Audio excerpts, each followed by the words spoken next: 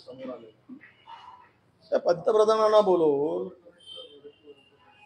हे जे उद्घाटन केले गेले समृद्धीचं खरं तर तो हा गाजावाजा आणि दिखाऊपणा एवढ्या घाई गडबडीमध्ये करण्याची गरज नव्हती। कुठल्याही दिशेनं हा समृद्धी मार्ग ज्या सेफ्टी च्या दृष्टीनं उपाययोजना करायला पाहिजे ते पण दिसलं नाही।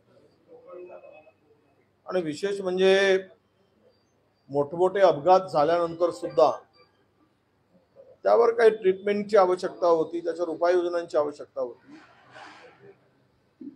सगळं जग ॲडव्हान्स टेक्नॉलॉजी अडॉप्ट करतंय आणि आपल्याकडे मात्र अजूनही त्यावर काम होत नाही।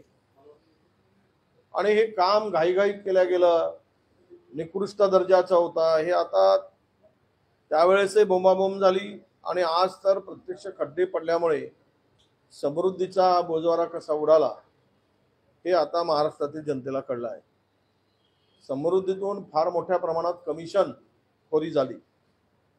कामांचं वाटप करत असताना या समृद्धीतून करोडो रुपये सत्ताधाऱ्यांनी आपल्या खिशात घातले आणि त्यामुळेच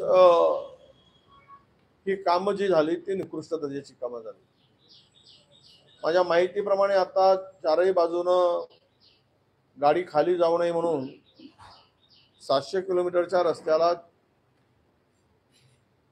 2400 कोटी रुपयाचा आता टेंडर काढला गेला आहे। त्यामध्ये दोनही बाजूनं ते वायर जे सेफ्टी वायर असतात ते लावले जाणार। खरं तर याची किंमतही फार कमी होती, पण आता त्याची वाढवून फुगवून विशिष्ट कंत्राटदारांना फायदा पोहोचण्यासाठी हेही टेंडर आता काढल्या गेलेलं आहे।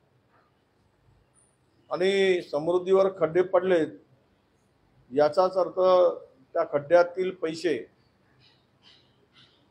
आणि त्यातून मलिदा त्या रस्त्यामधून खाल्यामुळेच त्या समृद्धीवर खड्डे पडलेत असा माझा स्पष्ट आरोप आहे।